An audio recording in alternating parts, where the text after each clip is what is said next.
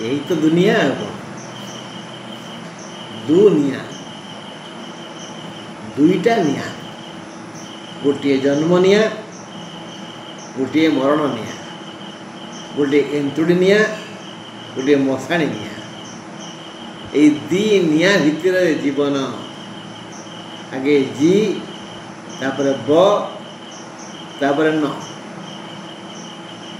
बंचीबा जीवा जहाँ जहाँ आवश्यक ताको संग्रह कर, तापरे ब माने बास घर सब तैयारी कर, बास वस्त्र पिंधि, बास बासना व्यवहार करी ब। यदि ये दुटा न करू ताहले न तुम्हें किसी ना। तो दुनिया रे जीवन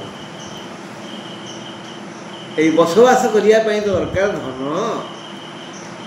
से धन बिछा राशि को किए देवे ए मास बोलते मे 14 रु जून 14। मे 14 रु जून 14 को बिछा राशि को क्यों क्यों ग्रह धन संपत्ति देवे ना तम ग्रह उपग्रह वक्र ग्रह केतु। केतु मास सारा धन संपद देवे, मंगल देवे कम दिन पाई 6 रु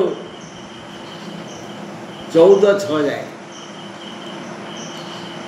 शुक्र देवे मास सारा धन शांति सुख। केतु देवे शुक्र देवे। गत काल दबा आरंभ कले बृहस्पति से मिथुन को आसीगले। केतु शुक्र बृहस्पति और अल्प दिन पाई मंगल। एमाने धन देवे, सुख देवे, शांति देवे, आनंद भी देवे। किंतु यही मंगल 6 पूर्व 6 जाए से असुस्थ, मानसिक असुस्थ, ठीक ठाक लोक से नुह। राहु से मास सारा रक्त जनित रोग सृष्टि करिवे देहरे किए मंगल और राहु। अर्थात बीपी फिपी बढ़ी जाइपे, कटी काटी जाइपे, पथ बारमूलिया व्रण वृद्धि हो जाइपे, इत्यादि इत्यादि इत्यादि रक्त जनित रोग मंगल और राहु जो हो। हेले मंगल आउ शनि पारिवारिक कलह हेब। भू संपत्ति भाई भाई मध्य टिके गंडगोल हम। माने धन मिलला, रोग मिलला, कलह मिलला, या भितर भी सुख मिल। समस्त वृत्तिर लोके बिछा राशि समस्त वृत्तिर लोके जी जहाँ करुव भिकारी ठारू जाचक ठारू मागी खिया ठारू आरंभ करी तलपटू गले ऊपर पटरे कंपानी चाकरी वृत्ति वकील शिक्षक डाक्तर जी जहाँ करी बंचुचंती सेमानंकर समस्ते से खाली नुह समस्ते मान आत्मीय स्वजन सुखान रहे। समस्त वृत्ति व्यवसाय चाकरी वाणिज्य बढ़। पारिवारिक कलह सृष्टि हो दाम्पत्य जीवन में। छात्र छात्री मानकर विशेष मंगल हो। गवेषक वैज्ञानिक माने चेष्टार सफल हेबे। पूर्व कही अनेक थर कहले जे सैनिक माने पुलिस माने कर्म विजय ध्वजा उड़ेबे। एबी भी समय अच्छी किंतु 29 पर्यंत जे पर्यंत शनि आउ राहु मीनरे अछंती से पर्यंत पार्थिव समस्या पृथ्वी रे सर्वत्र किछि ना किछि गंडगोल हम जो थे जनमानस व्याघात सृष्टि हम।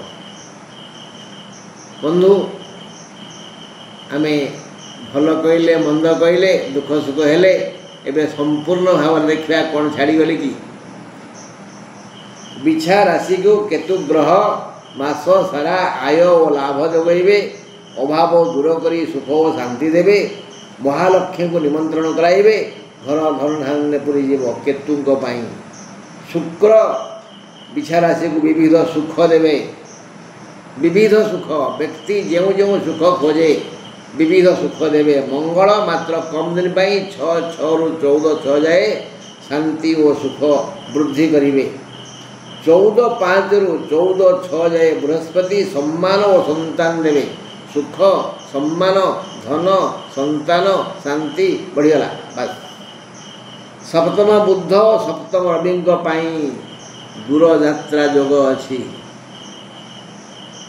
यात्रा रे आप क्लांत हे अर्थ व्यय हम शारीरिक पीड़ा हे मानसिक चिंता बढ़ी आउ यात्रा नकले नुहे करने को पड़ो आवश्यक अच्छी किसी ना किसी काम पाई आमको दूरयात्रा जावाक पड़ो आमको बोले बिछाराशिया मानू नव मंगल और राहु रक्त जनित रोग सृष्टि है दुख माड़ी आसो पंचम बुध और पंचम राहु शोक संवाद आमको शुणा पड़ो ताकू शुणी आम शोक भी करवा कुटुंबपति हेले मंगल से निचस्थ हेतु भूसंपत्ति कलह हो पारे भाई भाई मध्य झगड़ा हो पारे 29/5 पर केतु सिंह राशि को आसला परे केतु और मंगल सहयोग कर्म क्षेत्र में विभ्राट हम जी जोठी जो काम करुवा से विभ्राट हम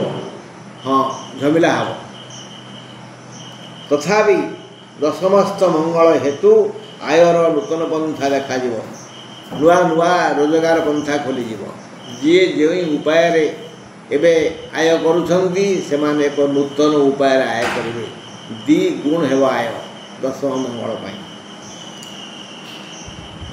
चाष टिके भल हम हाँ मुंड को एक नूतन योजना आसव एवं सफल हेब 6 पर चाष व्यवसाय अन्य वृत्ति स्वतंत्र आय हेब एकादश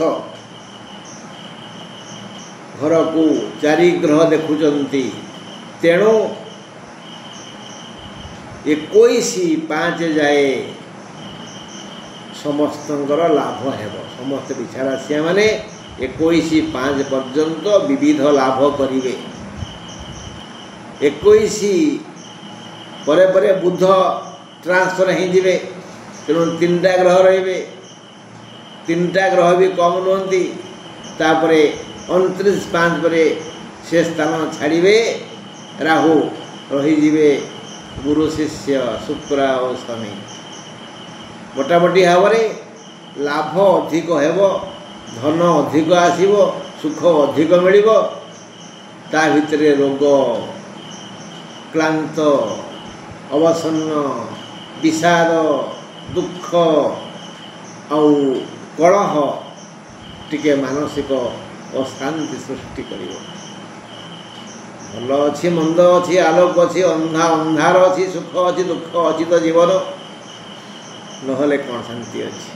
हाँ बंधु नमस्कार आज एतिकी पुणी विधाता चाहिए ये पिंडले प्राण थिले आसंता काली किछि कहिबी धनुराशि उपर। नमस्कार नमस्कार नमस्कार।